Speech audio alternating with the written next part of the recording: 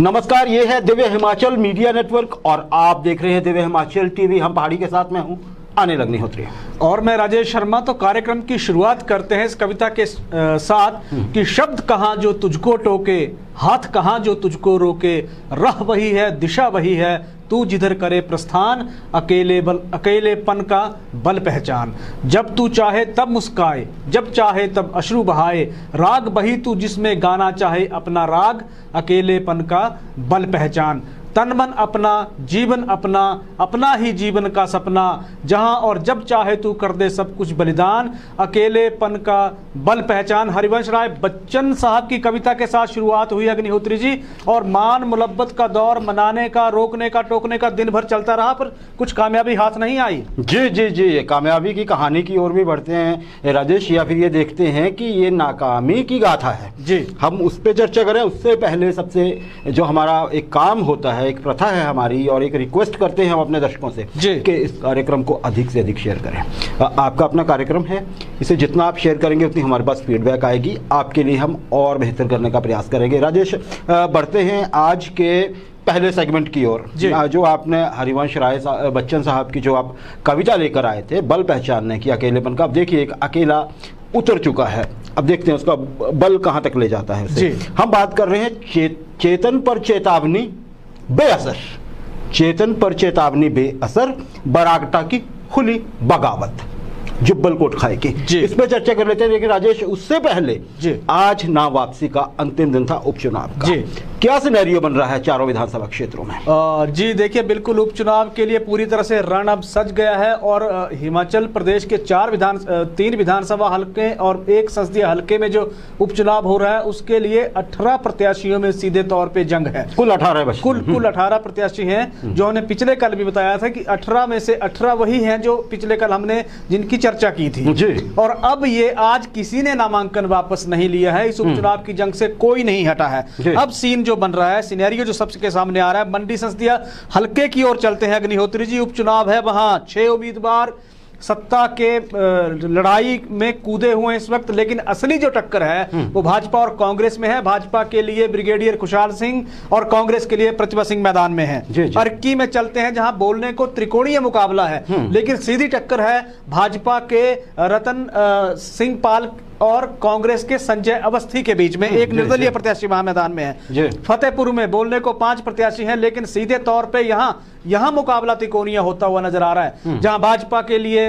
बलदेव ठाकुर मैदान में है, कांग्रेस के लिए सुजान सिंह पठानिया के बेटे भवानी पठानिया मैदान में है। लेकिन एक बार के राज्यसभा, एक बार के सांसद कह लीजिए, एक बार के पूर्व मंत्री कह लीजिए, डॉक्टर राजन सुशांत, इन्होंने वहां आजाद प्रत्याशी के तौर पर नामांकन किया था, और इन 3 कैंडिडेट के बीच में वहां त्रिकोणीय मुकाबला एक तरह से होगा। जुब्बल कोटखाई की ओर रुख करते हैं, 4 प्रत्याशी मैदान में है बोलने को, यहां भी त्रिकोणीय मुकाबला है। भाजपा के लिए नीलम सराइक है, कांग्रेस के लिए रोहित ठाकुर है, और जिनका जिक्र आपने किया चेतन बरागटा का, जिनको चेतावनी भी मिली हाईकमान से। चेतन बरागटा बतौर निर्दलीय यहां से चुनावी मैदान में कूद गए हैं, उन्होंने तमाम दबाव के बाद भी नामांकन वापस नहीं लिया है। तो इस तरह का ये एक चुनावी माहौल एक पैदा हो गया है। राजेश, जैसे कि आशंका थी जी, हालांकि कुछ सेक्ट्स में ये कहा जा रहा था, खासकर सरकार की ओर से या भाजपा की तरफ से, कि चेतन बरागटा मान जाएंगे जी।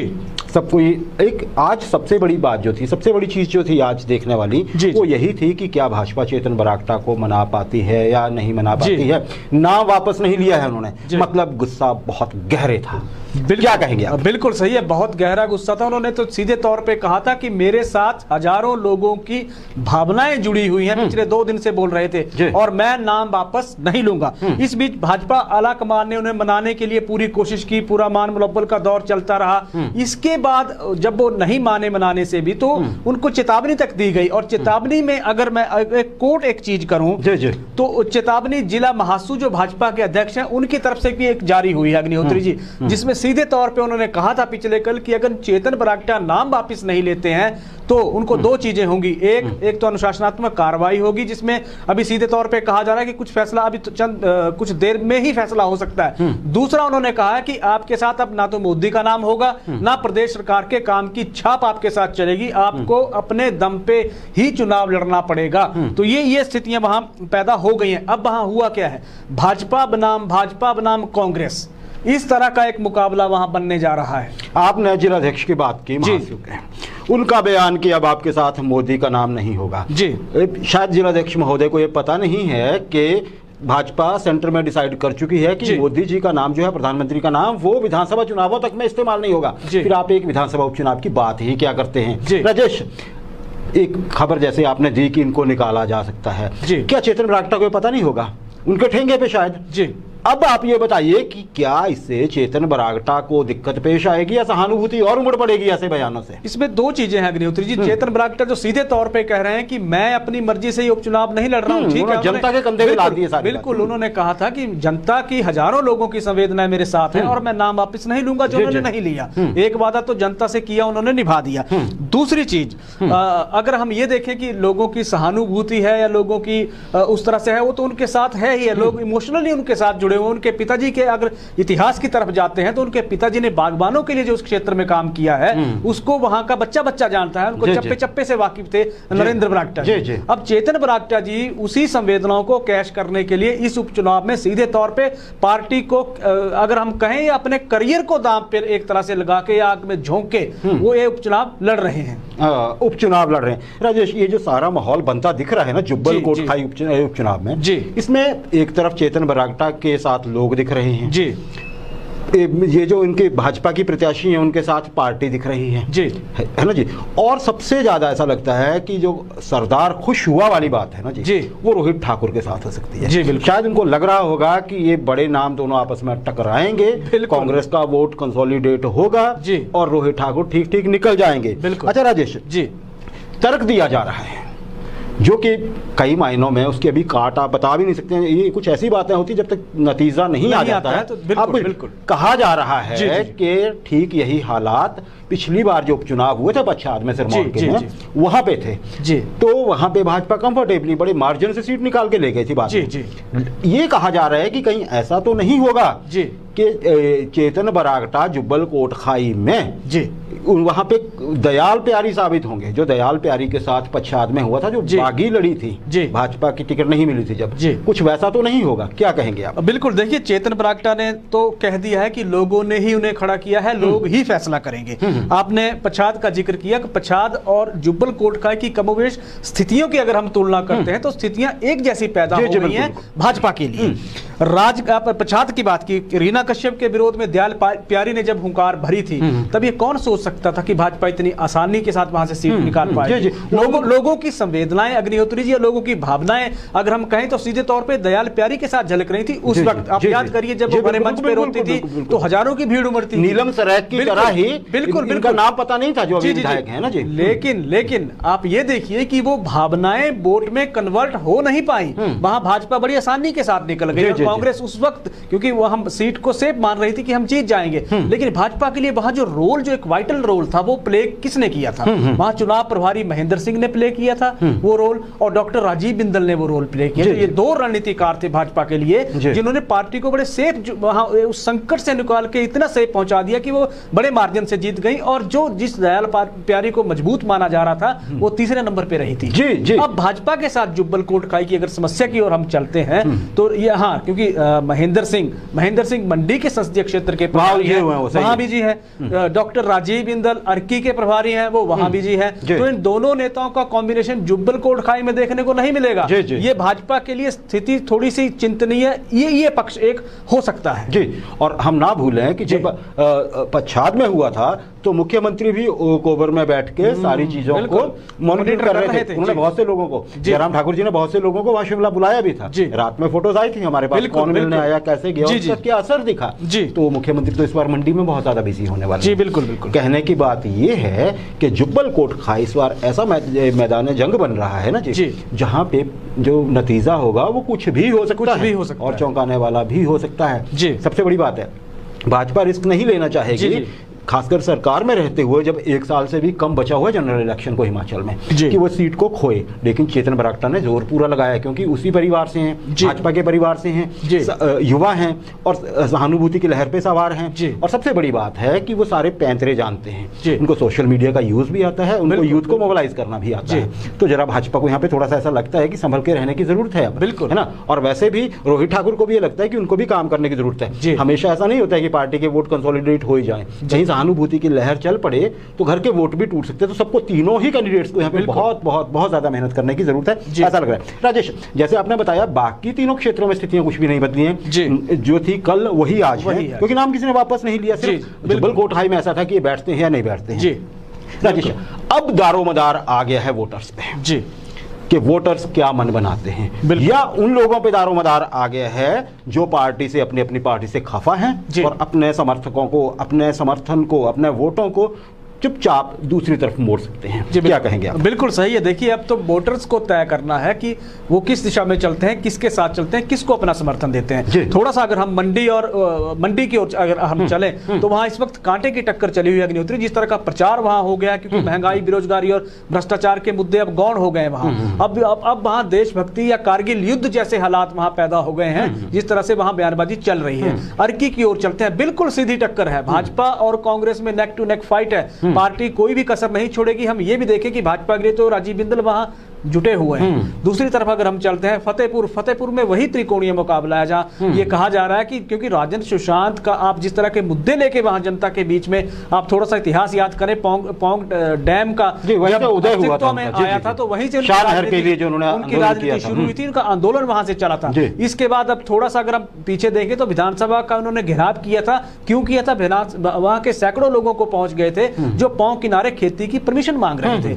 और तीसरी चीज, कर्मचारियों को साधने के लिए उन्होंने एक ओपीएस की गेम खेली थी, जिसमें कहा था कि अगर वो सत्ता में आए तो पुरानी पेंशन की बहाली की पुरजोर कोशिश करेंगे। अब लग रहा है भूल गए उस मुद्दे को, कई दिनों से कोई बयान नहीं दिया उन्होंने, समझ आ गया। बिल्कुल, ओपीएस पे अभी उनका बयान इस बार नहीं आया, लेकिन उन्होंने कहा कि उनकी पार्टी के एजेंडे में ये चीज शामिल है। खुद निर्दलीय लड़ रहे हैं, लेकिन वो इस बार निर्दलीय है। तो ये स्थितियां अब पैदा हो गई हैं। जिस तरह की अब पहाड़ पर ये जो उपचुनाव चल रहा है, इसकी जंग बड़ी रोचक होने जा रही है। और हम साथ ही साथ हम अपने दर्शकों को ये बता दें कि हम रोज इस मसले को आपके सामने लेके आते रहेंगे। जो भी नई डेवलपमेंट्स होंगे, जो भी इसके नए पहलू होंगे उस पर। और मंडी विधानसभा की आपने बात की, वहां सैनिकों के साथ साथ विक्रमादित्य सिंह जो कि प्रतिभा सिंह के सुपुत्र हैं, विधायक भी हैं शिमला ग्रामीण क्षेत्र से, उन्होंने सड़कों का मुद्दा बहुत उठाया हुआ है।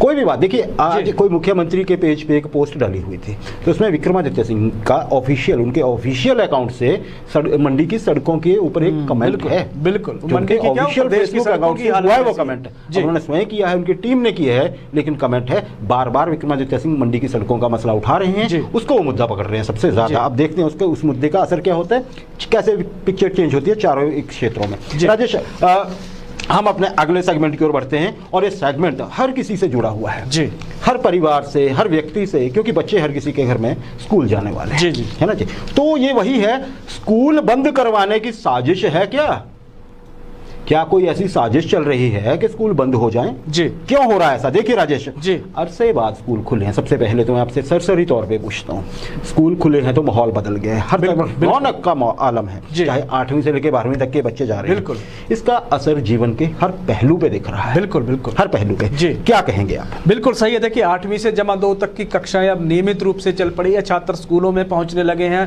पढ़ाई हो रही है, एक माहौल बन गया है। माहौल स्कूलों में ही नहीं बना है, स्कूलों के अगर माहौल की बात करें तो अध्यापक जिस से लगातार मांग उठा रहे थे, अभिभावक मांग उठा रहे थे कि स्कूल खोले जाएं, सरकार ने उस दिशा में प्रयास करके स्कूल खोल दिए हैं। अब माहौल बाजारों का भी बदल गया है, बसों का बदल गया, बसों का माहौल बदल गया, सड़क किनारे का माहौल बदल गया, हर कहीं का बच्चे खेलते नजर आ रहे हैं। बिल्कुल, हर कहीं का माहौल बदल गया। तो इससे एक रौनक आ गई है सोसाइटी या समाज में, जिससे ऐसा लग रहा है कि कोरोना का जो निराशा हमारे ऊपर हावी होती जा रही थी लगातार से, वो दौर अब छंटने लगा है। राजेश, बहुत अच्छी पिक्चर खींची है आपने, ऐसा ही हो रहा है पूरे हिमाचल में। लेकिन लेकिन यहाँ पे एक बड़ा क्वेश्चन मार्क लग गया। जी जी। क्वेश्चन मार्क ये लग गया है कि सब अगर ठीक है तो स्कूलों में जा जाके सैंपल कौन जुटा रहा है? बिल्कुल, हर कहीं, मतलब किसी भी स्कूल में पहुंच के सैंपल। अभी कुछ जैसे पिछले कुछ दिनों में कुछ स्टूडेंट बिल्कुल पॉजिटिव मिल गए, कुछ टीचर्स भी मिले असिम्प्टोमेटिक, किसी में भी सिम्टम नहीं, टीचर्स डबल वैक्सीनेटेड, बिल्कुल, बच्चे वैक्सीनेटेड नहीं है ऑब्वियसली, लेकिन उनमें सिम्टम किसी में नहीं। मतलब बिल्कुल ऐसा माना जा रहा है, एक्सपर्ट ऐसा कहते हैं कि अगर आप वो सैंपल नहीं लेते तो शायद किसी को पता ही नहीं लगता कि वो उनको कोविड है भी। बिल्कुल राजेश, अब इसमें यह है कि लोगों में एक डर पनपने लगा है जी, और वो कौन लोग हैं ये मैं अगले प्रश्न पे आप पे आऊंगा, आप भी उसमें अगले प्रश्न में कंक्लूड करिएगा। लेकिन लोगों को ये डर लगने लगा है कि कहीं स्कूल फिर से बंद ना कर दिए जाएं। क्या कहेंगे आप, क्यों है ये? बिल्कुल बिल्कुल, देखिए डर तो है, स्वाभाविक रूप से डर है, अपने बच्चों को लेकर, अपने छात्रों को लेकर हर किसी में डर है। पर सवाल सबसे बड़ा अग्निहोत्री जी यहाँ ये है कि क्या कोरोना स्कूलों में फैलता है? क्या स्कूल खुलते ही कोरोना लौट आता है? जो अभिभावक भी सवाल कर रहे हैं, हमारे कार्यक्रम में कमेंट भी करते हैं कि सिर्फ ये शिगुफा क्यों छोड़ा जाता है बार बार कि स्कूल खुलते कोरोना लौट आया। जी जी। अगर हम थोड़ा सा पीछे आप देखिए, जब पहली बार स्कूल खुले थे 2020 के बाद, तो उस वक्त क्या हुआ था? उस वक्त भी स्वास्थ्य विभाग के कामकाज पे लोगों ने सवाल उठाए थे जी जी, कि आप अपना झोला उठा के क्यों स्कूलों में घुस जाते हैं जहां सैंपलिंग की आप बात करते हैं। रैंडमली आपने कहा था कि हम सैंपलिंग करेंगे, आप सैंपलिंग, क्योंकि किसी में जब लक्षण नहीं है, कुछ नहीं है, तो आप क्यों उस दिशा में जा रहे हैं? दूसरी चीज, क्यों बार बार ये जानने का प्रयास किया जा रहा है कि स्कूलों में कोरोना फैला है, नहीं फैला है? अभी एक चीज अगर हम नोट कर लें तो स्वास्थ्य विभाग की ही रिपोर्ट है अग्निहोत्री जी की हिमाचल के 80% से ज्यादा बच्चों में एंटीबॉडीज पाए गए। बिल्कुल सही बात है, सीरो सर्वे में आया। फिर ये चीज, ये सवाल कहां से पैदा होता है? ये सैंपलिंग का मुद्दा है क्या? क्यों बार बार सैंपलिंग पे जाके आप स्कूल खोलने की प्रक्रिया को फिर से विचलित करने की कोशिश कर रहे हैं? एक चीज। दूसरी, अभी स्कूल जब खुल रहे हैं वो किन नॉर्म्स के तहत खुल रहे हैं? अगर हम उनको अपने दर्शकों के सामने रखेंगे तो वो भी चौंक जाएंगे। कैसे हो रहा है? बड़े साधारण तरीके से हर गेट पर जब छात्र पहुंच रहा है, थर्मल स्क्रीनिंग हो रही है, टेम्परेचर मापा जाता है। एक चीज, बिना मास्क के ना शिक्षक की एंट्री है ना छात्र की एंट्री है। दूसरी चीज, बच्चों के पास सैनिटाइजर होना जरूरी है, गेट पे सैनिटाइज भी करवाया जा रहा है। जिनके पास सैनिटाइजर नहीं है उनको स्कूल प्रशासन खुद मुहैया करवा रहा है। तीसरी चीज, एक बेंच पर एक छात्र बैठ रहा है, 50% क्षमता के साथ एक कक्षा में बच्चे बैठ रहे हैं। तीसरी चीज, कोई प्रार्थना सभा नहीं है। इसके अलावा अलग अलग वक्त पर लंच ब्रेक हो रहा है, क्योंकि स्कूल प्रशासन सीधे तौर पे बच्चों की सुरक्षा को लेकर बिल्कुल गंभीर है, बिल्कुल एहतियात बरत रहे हैं। लेकिन क्या इस सब के बावजूद भी स्वास्थ्य विभाग अब यही अगर मीन मेख निकालने में या बाल की खाल निकालने में आ गया है तो बड़ा दुर्भाग्यपूर्ण स्थितियां पैदा हो गई। जी जी राजेश, आगे बढ़ने से पहले मैं एक छोटी सी टिप्पणी कर देता हूँ यहाँ पे। स्कूल हालांकि खुल गया, सरकार को और स्कूलों को एक और ध्यान देने की जरूरत है, खासकर प्राइवेट स्कूल्स को। स्कूल बसेस नहीं चल रही हैं जी, बहुत सी जगह पे स्कूल बसेस नहीं चल रही हैं। पेरेंट्स बहुत परेशान हैं, बच्चों को भेजना तो चाहते हैं लेकिन स्कूल बसेस ना चलने की वजह से बहुत दिक्कत आ रही है। कई जगह स्कूल वाले भी बोल रहे हैं कि जी बसेस तो प्राइवेट चलती थी, आप बात कर लीजिए। बिल्कुल, तो ये स्कूलों के लिए मैंडेटरी किया जाना चाहिए कि अगर आप बच्चों को बुला रहे हैं तो जो स्कूल बसेस पहले चलती थी उनको चलाया जरूर। हाँ ये ठीक है, आधे बच्चों को बुला रहे हैं, पैसे उनको थोड़ा ज्यादा देने को कहा जा सकता है, क्योंकि बच्चे भी चाहते हैं, अभिभावक भी चाहते हैं स्कूल जाएं, तो पैसे थोड़े ज्यादा लिए जाते हैं, लेकिन स्कूल बसेस चलें, पहले की तरह ही चलें, ये स्कूलों के लिए मैंडेटरी बनाया जाए। ये बहुत बड़ी डिमांड आ रही है हमारे। राजेश, अगले प्रश्न की ओर बढ़ते हैं जी। बड़ी बात यह है स्कूल खुलने के बाद राजेश, अब जो सैंपलिंग हो रही है उसके बाद पता चिंता किस किस को हो रही है? चिंता हो रही है अभिभावकों को। क्यों? क्योंकि उनको ये फिक्र थी कि उनके बच्चे घर में पड़े पड़े उनका कैरियर चौपट हो सकता है, पढ़ाई से महरूम हो सकते हैं। दूसरे बच्चे खुश हो रहे हैं क्योंकि वो बहुत सारे बच्चे बोर हो चुके थे घर पे, वो चाहते थे कि जाए, वो भूल ही गए थे स्कूल में क्या होता है। और तीसरे टीचर भी बहुत खुश है। अगर हम सरकारी स्कूलों की बात कहें, वो इसलिए सरकार दोनों जगह वैसे सरकारी स्कूलों के इसलिए कि उनके ऊपर ये जो ऑनलाइन टीचिंग का इतना ज्यादा बोझ और लेबर डाल दी गई है कि वो हाथ जोड़ के दुआ करते थे कि स्कूल लग जाए जल्दी से, बच्चे स्कूल आना शुरू कर दे ताकि हम इस झंझट से छूटें और बच्चों को फेस टू फेस पढ़ा सकें।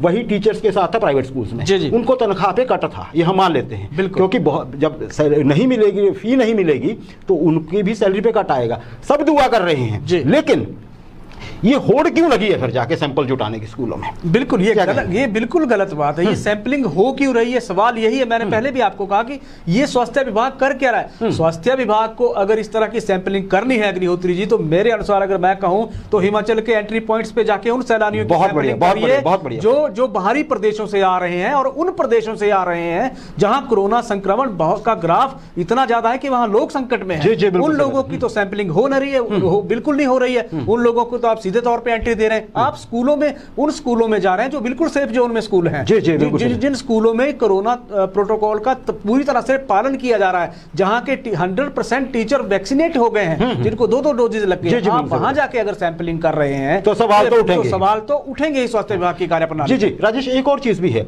जिस पे ध्यान देने की जरूरत है। हिमाचल में आजकल ये बताया जाता है, हमारे पास इनपुट है कि डेलिबरेटली जो सैंपल साइज है वो कम किया गया आजकल। मतलब सैंपल आजकल कम लोगों की ले जा रहे हैं, और जो कम भी ले जा रहे हैं वो कहां ले रहे हैं? विभाग कहां ले रहा है? स्कूलों में घुस के, स्कूलों में। मतलब अब आप बंद कर देंगे सारी। ये कहा जाता है कि 8वीं तक तो आने दीजिए बच्चों को। छोटों को मान लेते हैं, सभी बोल रहे हैं कि छोटों की आप अभी लेट चला सकते हैं क्लासेस, उनका ऑनलाइन जैसे चला है उनको चलने दीजिए। लेकिन 8th ऑनवर्ड जो है ना राजेश, उनका तो कैरियर से जुड़ी पढ़ाई है। बिल्कुल 7th तक आप चलिए किसी तरह से मैनेज कर सकते हैं, अभी और भी लिंगर ऑन किया जाता है, लेकिन इनको तो आने दीजिए। आप सैंपलिंग करेक्शन पे लगे हुए हैं। राजेश, सवाल तो ये भी उठने लगे हैं कि स्वास्थ्य विभाग को अगर कोरोना की इतनी फिक्र है ना, तो आजकल चुनावों का मौसम है, आप जरा चुनावी रैली में जाके क्यों नहीं सैंपलिंग करते हैं? फिर माने ना आपको हम बहादुर सब लोग। मेरा अगला पॉइंट इसी पे था। जी आइए। देखिए, आज का सबसे बड़ा सवाल यही है, आज सबसे ज्यादा गैदरिंग कहां हो रही है? उपचुनाव की रैलियों में। आप देख लीजिए जो सोशल मीडिया पे या जो वीडियो हम भी अपने दर्शकों को दिखा रहे हैं, क्या वहां मास्क पहने हैं लोगों ने? क्या वहां सैनिटाइजेशन हो रही है? क्या वहां कोरोना प्रोटोकॉल का पालन हो रहा है? क्या वहां 6 फीट का डिस्टेंस रखा जा रहा है? कुछ भी नहीं है। वहां वैन खड़ी करिए ना जाके जरा सैंपलिंग के लिए, फिर मानते हैं हम लोग। वहां कैसे वैन खड़ी हो सकती है अग्निहोत्री जी? नौकरी नहीं करनी है? ये राजनेताओं से सीधे तौर पे डर है, राजनेताओं का सीधे तौर पे, जिसपे ये यहाँ तो हाथ कोई नहीं डालेगा। तो इसीलिए स्वास्थ्य विभाग अब सेफ जोन में जाके स्कूलों में सैंपलिंग कर रहा है। इसलिए नहीं करेंगे कि फिर वो वोट कैसे डाल पाएंगे? दूसरी चीज, अगर हम कोरोना केसेस के आंकड़े अपने दर्शकों के सामने रखें तो अब दर्शक खुद ही उससे तय कर लेंगे कि क्या हिमाचल के स्कूल खुलने चाहिए या बंद हो जाने चाहिए। पहला सवाल, अब 7 अक्टूबर से हमने एक हफ्ते के आंकड़े लिए हैं। 7 अक्टूबर को 163 केस आए, 2 लोगों की मौत हुई। 8 अक्टूबर को 134 केस आए, 4 लोगों की मौत हुई। 9 अक्टूबर को 189 केस आए, 2 लोगों की मौत हुई। 10 अक्टूबर को 136 केस आए, 3 लोगों की मौत हुई। 11 अक्टूबर को 77 केस आए, 5 लोगों की मौत हुई। 12 अक्टूबर को 136 लोग संक्रमित हुए, 2 की मौत हुई। और 13 अक्टूबर को 135 लोगों को कोरोना संक्रमण हुआ और 4 की मौत हुई। और बड़ी बात यह है कि इसमें प्योरली कोरोना से किसी की भी मौत नहीं हुई है। ये स्वास्थ्य विभाग के ही आंकड़े हैं, जिसमें यह कहा कि इन लोगों ये जो जिनकी ये डेथ हुई है, ये अन्य गंभीर बीमारियों से पीड़ित थे और साथ में इनको कोरोना भी था। तो ये जरूरी ही नहीं है कि कोरोना से ही इनकी डेथ हुई हो। राजेश, एक और वर्ग बहुत चिंतित है। दिवाली सिर पे है और हिमाचल के दुकानदार बहुत डर गए जी। यही मौका था, उनको लग रहा है कि जो इतना लंबा उन्होंने वो किया है, तो उनको लगता है कि थोड़ा सा त्योहार का मौसम है, करवा चौथ आ रही है, दशहरा आ रहा है, दिवाली आ रही है, बीच में धनतेरस, सारे पर्व आ रहे हैं, तो इसमें थोड़ी सी उनकी जो नुकसान हुआ उसकी भरपाई हो सके, लोगों में भी उत्साह दिखे। लेकिन अगर ऐसा ही होता है, उनको लग रहा है कि बच्चों की वजह से अगर कहीं स्कूल बंद होने लग पड़े तो लॉकडाउन की ओर भी बढ़ा जा सकता है। प्रोटोकॉल जो है वो और जो SOPs हैं वो बहुत ज़्यादा स्ट्रिक्ट की जा सकती है, लोग घरों से निकलना बंद कर सकते हैं। उनकी कमाई पे, आर्थिक स्थिति पे, और फिर हम ये देख लें एक दुकानदार पे असर नहीं पड़ेगा, पूरे हिमाचल पे पड़ेगा, क्योंकि वो भी तो देते हैं ना जी दुकानदार। बिल्कुल। तो क्या कहेंगे आप इससे? बिल्कुल जल्दी से राजेश, हमारे सेगमेंट का टाइम लंबा हो गया। मार्च 2020 से लेकर, और यही निजी बस वालों की, राजेश मैं रोक रहा हूं आपको, निजी बस वालों को भी यही लगता है। बिल्कुल। अक्टूबर 2021 तक अगर आज तक हम देख लें तो आप ये स्थितियां देखिए कि दुकानदारों की तो हालत बड़ी खस्ता हो गई थी। क्या हुआ था? दुकानें बंद रही थी इस दौरान, बिजनेस के लिए जो लोन लिया था उसकी किस्त की टेंशन थी, दुकान के किराए की टेंशन थी, घर परिवार को पालने की चिंता थी।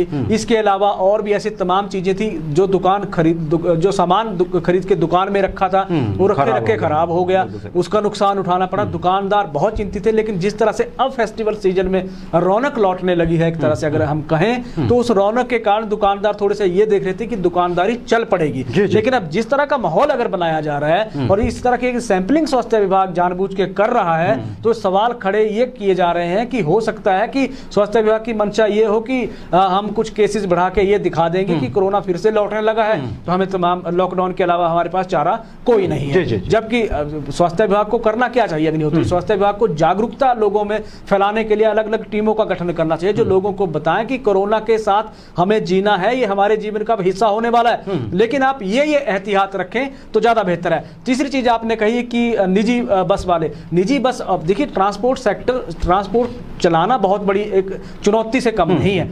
बस की किस्त है, ड्राइवर कंडक्टर का किराया, उसका सैलरी है, इसके अलावा आप टैक्स की बात कर लीजिए, इसके अलावा अगर गाड़ी की रिपेयर की बात कर लीजिए, तो तमाम चीजें बहुत महंगी हैं। अगर वो गाड़ियां खड़ी खड़ी जंग उनमें लगेगा तो फिर वो मालिक तो सोचने पे मजबूर हो जाएगा। सोचने पे मजबूर क्या होगा, तो कदम उठा लेगा कि मैं ये बस नहीं चलाऊंगा। अब रौनक लौटी है तो उम्मीद लगाई जा रही है कि बसें भी जिनको ये है कारोबार चल पड़ेगा। जी जी राजेश, सही बात है। और इसमें साथ में एक बात और कही जा रही है, विशेषज्ञ ये भी मान रहे हैं कि कहीं ऐसा तो नहीं है कि स्वास्थ्य विभाग को कुछ टारगेट मिले हैं, नेताओं में और रैलियों में वो जा नहीं सकते हैं, लोगों का करेंगे तो वोटिंग का कहीं दिक्कत ना आ जाए, तो स्कूलों से ही सैंपल जो उनको टारगेट मिला है वो पूरे कर लें, ईजी है वहां जाके करना। इस पे देखते हैं आगे क्या होता है। राजेश, हमारा तीसरा सेगमेंट, समय कम बचा है हमारे पास, लेकिन मुद्दा बहुत महत्वपूर्ण है। सीमेंट महंगा, अब बना लो घर। बिल्कुल महंगा हो गया जी सीमेंट। जी राजेश, पेट्रोल डीजल ही कम नहीं थे पहले, जी है ना जी, उनकी मार ठीक थी, सिलेंडर 1000 को टच कर रहा है। बिल्कुल। और अब ये ले लीजिए, आपके पर बैग सीमेंट हो गया 10 रुपए महंगा। जी जल्दी से बताइए जनता की प्रतिक्रिया क्या है? जनता सीधे तौर पे बहुत चिंतित है, बहुत उदास है, बहुत परेशान है। ये तीनों चीजें ही है, क्योंकि देख लीजिए आपकी हिमाचल में 10 रुपए सीमेंट महंगा हो गया, रसोई गैस का सिलेंडर 1000 रुपए का पहुंच गया। महंगाई ने पूरी तरह से तेल निकाल के रखा है, और तेल भी वो निकाला है जो आप ये समझ लीजिए खाने का तेल भी 250 रुपए के आसपास हो गया। तो लोगों की हालत बहुत खस्ता है। महंगाई ने पूरे देश में, पूरे प्रदेश में हाहाकार मचा के रखा हुआ, हाहाकार मचा के रखा है। राजेश, हम ना भूलें कि हम अपने पहाड़ों को, जो हमारी खूबसूरती हिमाचल की पहचान है, उनको उजाड़ कर सीमेंट बनवा रहे हैं इन कंपनियों। बिल्कुल बिल्कुल। एक तो हम पहले चर्चा उसको फिर से करेंगे हम कभी, कि सीमेंट यहाँ महंगा बिकता है, बाहरी प्रदेशों में सस्ता होता है, वो भी हम आंकड़े जुटा लेंगे 1-2 दिन में, फिर आपको वो भी तस्वीर दिखाएंगे। राजेश, रेत बजरी पहले बहुत महंगे थे, बिल्कुल, खनन पे हर तरह से प्रतिबंध है, ईंटों के दाम आसमान पर हैं, बिल्कुल, और अब ये लीजिए आप सीमेंट भी। जी करिए बात, लोहा तो पहले महंगा हो रखा है। बिल्कुल बिल्कुल। देखिए, क्या कहेंगे, लोहे से शुरुआत करते हैं अग्निहोत्री जी। सरिया भी अब 500 रुपए प्रति क्विंटल महंगा हो गया है। एक तरह क्या रेट हो गया? 6,500 रुपए प्रति क्विंटल, 6,000 से 6,500 पर जंप लगा है सीधा। जी जी। रेत की अगर हम बात करते हैं तो 400 फुट रेत की गाड़ी 21,000 की, 400 फुट बजरी की गाड़ी 20,000 की, इसमें लेबर उतराई 1,000 रुपए अलग से रख लीजिए आप। एक ईंट जो बड़ी निम्न स्तर की ईंट है वो 8 रुपए की पड़ रही है, एक ईंट 8 रुपए की घर पे पहुंच रही है। पत्थर का तो खाब छोड़ ही दीजिए, जिनके अपने हैं वो घर बना लें, बाकी खरीदने वाले तो ना सोचें। सीमेंट का अब साधारण सीमेंट अगर आपने लेना तो 400 प्लस की बोरी हो गई। अगर गोल्ड की तरफ आप चलते हैं तो 500 रुपए को टच कर गया है। तो ये स्थितियां हैं, तो भूल जाइए। राजेश, कोयले की कमी से जोड़ा जा रहा है कि जी देखिए कोयले की कमी हो रही है, लोहा कम बन रहा है, तो उसके बाद मतलब मजदूर कम आ पा रहे, आपके वो फर्नेसेस, आपकी भट्टियां नहीं चल पा रही हैं, तो लोहे की ढलाई नहीं हो पा रही है। ढलाई नहीं होगी तो लोग, देखिए कारण तो कई हो सकते हैं ना जी, आज ये हो गया कल कुछ और हो जाएगा।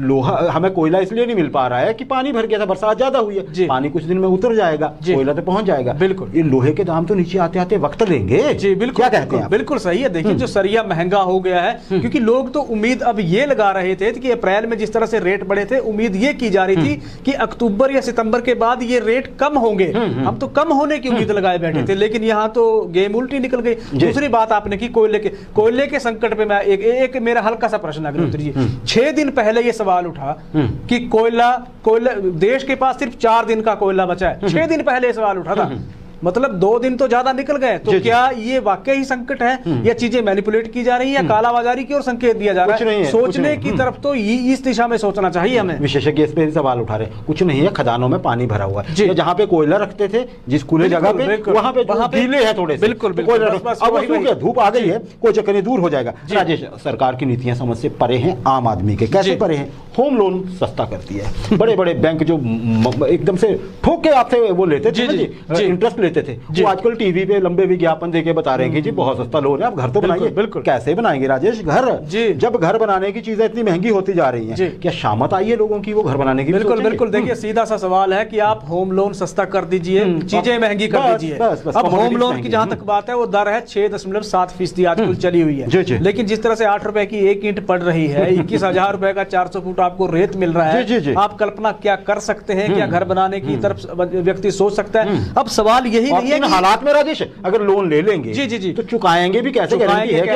सबसे बड़ा सवाल तो ये है कि नहीं, जब ये चीजें महंगाई के कारण महंगी, जब इनका रेट चढ़ा है, तो आप ये भी देखिए कि इसमें अब मिस्त्री की लेबर भी महंगी होने जा रही है, सब कुछ महंगा, क्योंकि वो वहीं से निकलेगी सारी चीजें। और मौजूदा हाल में जो प्राइवेट सेक्टर में खासकर उनकी नौकरी कोई स्थायी तो है नहीं। अब तो माहौल ऐसा बन गया है कि नौकरी का कोई किसी को पता ही नहीं है। आज बहुत अच्छी जगह पे है, कल कोई घर भी हो सकता है। बिल्कुल बिल्कुल। लोन ले लिया, भरेंगे कहां से भाई? बिल्कुल। देखिए पेट्रोल 100 रुपए के पार चला गया है, डीजल 90 रुपए के पार चला गया है। जब ये दोनों चीजें महंगी हैं, तो ये स्वाभाविक रूप से बाकी चीजें महंगी होने ही जा रही हैं। अब आने वाले दिनों में ये और ज्यादा महंगी ना हो, सरकार को इस दिशा में प्रयास करना चाहिए ताकि आम आदमी की कमर ना टूटे। राजेश ये ठीक है, इसको सरकार के अंडर है ये चीजें। सब्जियां क्यों महंगी होती जा रही हैं? सबसे कमतर सब्जी घिया समझी जाती है ना। बिल्कुल। बच्चों को घर में खिलाना, घिया खिलाना मतलब बहुत बड़ा काम होता है। दूध 50 रुपए किलो है साहब, 50 रुपए किलो जो है वो घिया है जी। टमाटर 70।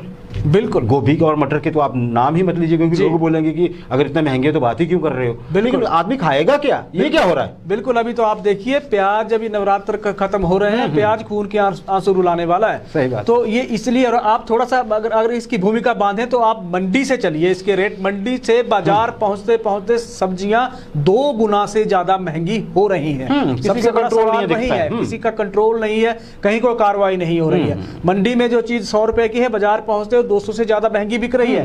तो अगर शिमला की मैं बात करूं, अग्निहोत्री, शिमला में आज एक बड़ा रोचक किस्सा सामने आया। वहां सेब से महंगा टमाटर हो गया है। कर लीजिए बात कर। प्रति किलो सेब से महंगा टमाटर बिक रहा है। सेब राज्य पे जाने के बजाय हिमाचल को फिर तो टमाटर राज्य बना देते हैं। और सबसे ज्यादा प्रोडक्शन सोलन वाले वो भी रोते हैं, सोलन की है। और सोलन वाले ये रो रहे हैं, मंडी के बल के किसान ये रो रहे हैं, या सिरमौर के किसान रो रहे हैं कि हमें रेट नहीं मिल रहा है। तो ये रेट, ये पैसा जा कहां रहा है? कार्रवाई इस पे होनी चाहिए। आम आदमी दुखी है साहब, ये सबको समझ लेना चाहिए, और ये ज़्यादा दुखी करना सही नहीं होता है। हम ज़्यादा कुछ नहीं कहेंगे, ये जनता की आवाज़ है, हिमाचल की जनता की। आज के इतिहास पे नजर डाल लेते हैं राजेश। 13 अक्टूबर 2021 का दिन है। 2013 की बात करते हैं। इंडिया के मध्य प्रदेश में रतनगढ़ एक मंदिर है। आज ही के दिन वहाँ पे, आज से 8-9 साल पहले, है ना जी, ये 2013 की बात है। देखिए चलिए हम सालों में नहीं घुसते हैं। वहाँ पे नवरात्र मेला चला हुआ था आजकल की तरह, जैसे आज अष्टमी महाअष्टमी है। तो उसमें क्या होता है राजेश, लोग मंदिर की तरफ चले होते हैं, देवी मंदिर है। पुल से एक नदी है, उसको सिंध नदी बोलते हैं, छोटी सी नदी है उसके ऊपर, लेकिन ऊंचा पुल है वो। मध्य प्रदेश का टहरन अगर आपने देखा है, भीड़ जैसे इलाके, तो पुल बहुत ऊंचा है राजेश। उसमें क्या होता है कि पुल पे जब भीड़ होती है मंदिर की तरफ, किसी ने अफवाह फैला दी कि पुल टूट रहा है। बहुत सारे लोग थे, लोगों को लगा सच होगा, भागते हैं लोग पीछे की तरफ। स्टैम्पेड ये मचती है, भगदड़ मचती है। 109 लोगों की डेथ हो जाती है। 100 से अधिक लोग सीरियसली इंजर्ड होते हैं। आज के दिन 109 लोग। नैना देवी में ऐसा हादसा हो चुका है 10-12 साल पहले। राजेश 1917 की बात करते हैं अब। ये बात है पुर्तगाल की। पुर्तगाल में क्या होता है, वहाँ पे एक छोटी सी जगह थी, फातिमा गांव समझ लीजिए। वहाँ के 3 बच्चे थे, शेफर्ड, भेड़ बकरियां चराते थे। 17 की बात है, मतलब स्कूल नहीं जाते होंगे। उन्होंने बोला जी कि उनको वर्जिन मैरी, मदर मैरी दिखती है, जैसे जीसस क्राइस्ट की जो मदर मैरी, उनको दिखी जी भाई, हमें दिखी परी के रूप में। और उन्होंने कहा कि 13 अक्टूबर को, आने वाली 13 अक्टूबर को मैं बहुत बड़ा चमत्कार दिखाने वाली हूँ, बहुत सारे लोग वहाँ इकट्ठे हो जाएं और फिर मैं वहाँ पे ऐसा चमत्कार दिखाऊंगी कि उसके बाद आप लोग दुआ करिए। फर्स्ट वर्ल्ड वॉर का टाइम था, हर कोई दुखी था उस टाइम युद्ध से, कोई पता नहीं था, जान की कोई कीमत नहीं थी, कहाँ बॉम्ब गिर जाए, कहाँ से कोई फौज आके आपको मार डाले, कोई पता नहीं था। तो वो खत्म हो जाएगा बच्चों के अनुसार। राजेश यही होता है, 70,000 लोग आज के दिन उस जगह पे शुरू हो जाते हैं, फातिमा में इकट्ठे हो जाते हैं। फातिमा जगह जो 70,000 लोग। और फिर होता क्या है राजेश, बारिश लगी होती है, मतलब वो टाइम था, वहाँ को फोटोग्राफर वैसा वगैरह, एक ब्लैक एंड व्हाइट फोटो है सिर्फ उस इंसिडेंट्स की, सिर्फ एक ही फोटो है, ब्लैक एंड व्हाइट है वो भी। तो होता क्या है, जैसा बताया गया, बाद में जो दावे किए गए कि बारिश लगी हुई थी, सब लोग इकट्ठे ग्राउंड में हो जाते हैं, बारिश लगी हुई थी, अचानक बारिश हट जाती है, धीरे धीरे बादल छंटते हैं, सूरज निकल आता है। फिर उनमें से कई लोगों का कहना है कि सूरज अचानक से डांस करने लगा, जिगजैग, जी जिगजैग घूमने लगा सूरज। फिर वो कभी धरती की तरफ आता है, फिर ऊपर उठ जाता है, फिर एकदम से रंगीन बल्ब की तरह जल जाता है, कभी कुछ। और लोगों ने ये भी कहा कि उससे पहले जो बारिश थी उनके कपड़े भीग गए थे, जैसे ही सूरज निकलता है उनके कपड़े 1 सेकंड में सूख जाते हैं। तो ये इस तरह के कई तरह के दावे किए गए और उसको अभी भी, हाँ, उसपे अभी भी चर्चा, इसको देखिए धार्मिक एंगल लेके जोड़ा गया।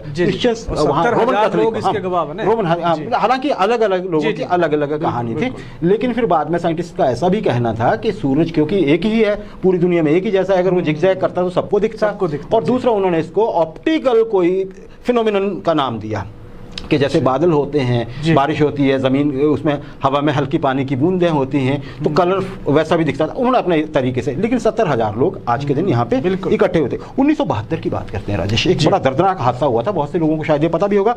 दक्षिणी अमेरिका का देश है जी उरुग्वे, वहाँ की रग्बी टीम जिसने रग्बी मैच खेलने जाना होता है चिली। अगर उसको देखते हैं देश को, तो बीच में अर्जेंटीना भी पड़ता है। अगर आप दक्षिणी अमेरिका के हैं तीनों राज्य, तो वो यहाँ से उरुग्वे, हाँ, उरुग्वे से ये टीम उड़ती है, रग्बी की टीम। 45 लोग कुल सवार होते हैं, इसमें 2 पायलट होते हैं, पूरी टीम होती है और 10 सीटें खाली थी। तो कईयों के पेरेंट्स या दोस्त भी उन्होंने बिठा ली कि चलिए चलते हैं। रास्ते में तूफान आता है तो उनको उतरना पड़ता है अर्जेंटीना में। जी, अर्जेंटीना में उतर जाते हैं, 12 अक्टूबर की बात है, वहाँ अर्जेंटीना में उतर 13 तारीख को उड़ते हैं, फिर से चलते हैं। अब इनको जाना था, एक शॉर्टेस्ट रास्ता था, 200 किलोमीटर दूर था वहाँ से, जहाँ इनको जाना था चिली में। जी, तो इनको बताया गया, पायलट क्योंकि उधर से कभी निकले नहीं थे, कि जी एक रास्ता है सीधा, इससे आप जा सकते हैं, लेकिन पहाड़ बहुत ऊंचे हैं। पायलट्स को पता था।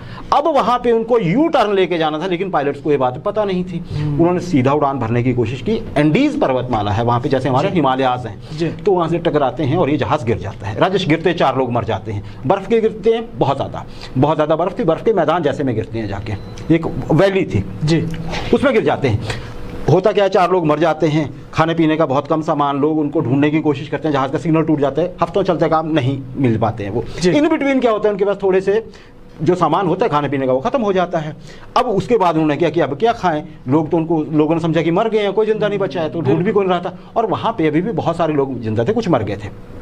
उन्होंने जहाज की सीटों की फोम खाना शुरू की, उससे बीमार होने लग पड़े, कुछ लोग चोट से बीच में मरते रहे। अल्टीमेटली उनको डिसाइड करना पड़ा कि जो लोग मर गए हैं ना, उनका मीट खा सकते हैं हम उनका मांस खा सकते हैं। बहुत मुश्किल फैसला था, लिया उन्होंने फैसला, बेचारों ने किसी भी तरह से। बड़े दिनों बाद राजेश 2 लोगों ने हिम्मत की कि ऐसे तो लाशें भी खत्म हो जाएंगी। 2 लोग उठते हैं, वो बहुत सारे कपड़े पहनते हैं, वो जो एक आगे बहुत बड़ा पहाड़ था, उसके आगे दर्रा था, पास था, उसको पास करके वो किसी तरह से बस्ती तक पहुंचते हैं। फिर उनको बचाया जाता है जाके। अगर मैं आपको एग्जैक्ट डेट बताऊं तो ये बचाए जाते हैं जी 23 दिसंबर को, जबकि ये अक्टूबर में उड़े हुए थे। 13 अक्टूबर के बाद इनको, 23 दिसंबर, हाँ, तो तब देखिए 16 लोग जिंदा बचाए जाते हैं 45 में से।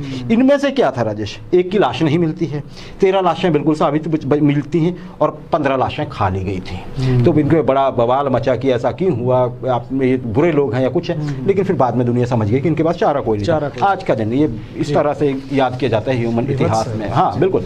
गुलजार साहब जी, क्या बात, गुलजार साहब की कोई तारीफ क्या करनी है, बस उनकी एक छोटी सी गजल लाए हैं जी हम, और उनका वैसा ही जो रहस्य में चीजें होती है ना उनकी गजल में, जरा सुनिएगा। बिल्कुल हल्के से पैर की गजल है जी, और बहुत छोटी गजल है।